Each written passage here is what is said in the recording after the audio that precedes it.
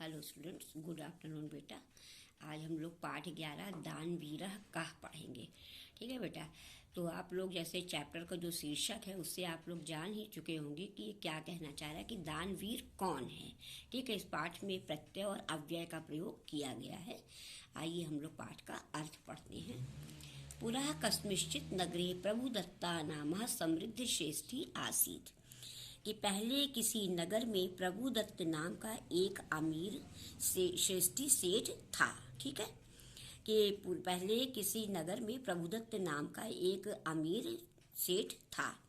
सह धर्म बुद्धि सुशीला च आसीत्। वह धर्म बुद्धि और सुशील था। दान विषये तस्य अत्यु आसक्ति आसीत्। कि दान से उसे बहुत ही लगाव था। आसक्ति लगाव था कि दान के विषय में उसे बहुत ही लगाव था। ये तस्य समीपम सहायं प्राप्तुं गच्छन्ति स्म ते कदापि रिक्तहस्ते नैव प्रतिगच्छन्ति।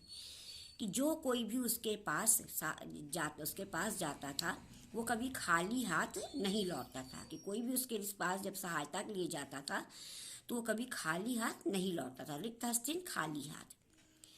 सहस्राधिकाः जनाः तस्य प्रसादे भोजनं कृत्वा संतोषम आप्नुवन्ति। कि हजारों लोग, सहस्राधिका हजारों लोग उसके प्रासाद यानी महल में भोजन करके संतुष्ट होते थे। कि हजारों लोग उनके प्रासाद यानी महल में भोजन करके संतुष्ट होते थे। दाने मम तुल्यः को अपि नास्ति इति विचिन्त्य तस्य मनसि अहंकारः प्रवृद्धः।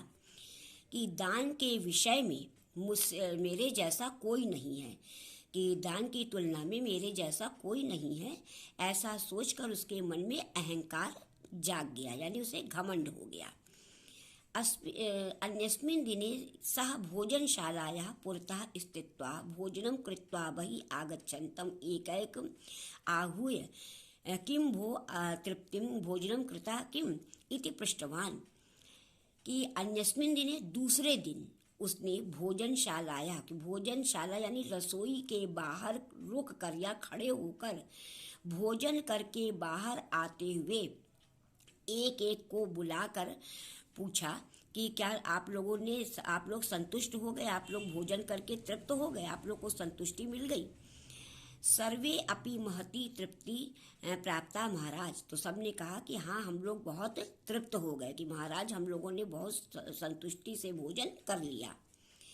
वयम न केवलम अस्मिन् जन्मनि अपितु जन्मांतरे भवन्तं स्मरामि।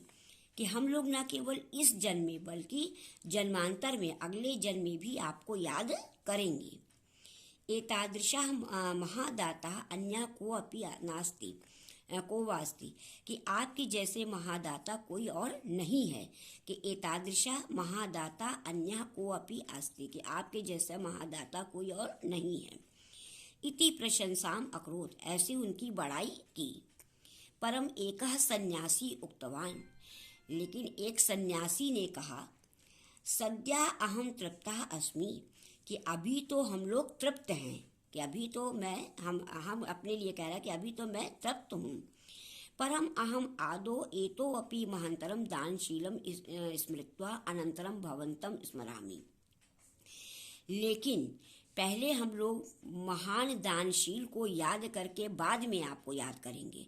कि आदो यानी पहले, कि पहले हम लोग महान दानशील को याद करके बाद में आपको याद करेंगे। स्मृत्वा याद करके, अनंतरम बाद में, भवंतम आपको याद करेंगे।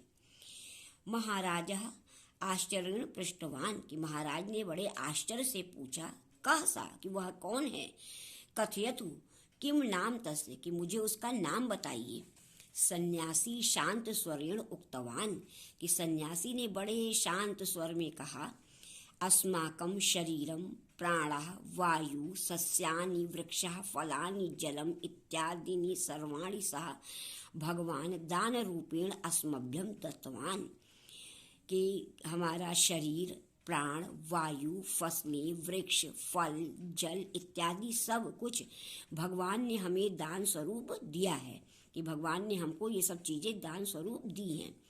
एतेषाम् आधार स्वरूपेण उपयोगेन च एव वयं जीवामः। कि इन्हीं सब के आधार और उपयोग से हम लोग जीवित रहते हैं। कि जो भगवान ने हम लोगों को इतनी चीज़ें दी हैं, उन्हीं चीज़ों के आधार स्वरूप और उपयोग में हम लोग जीवित रहते हैं।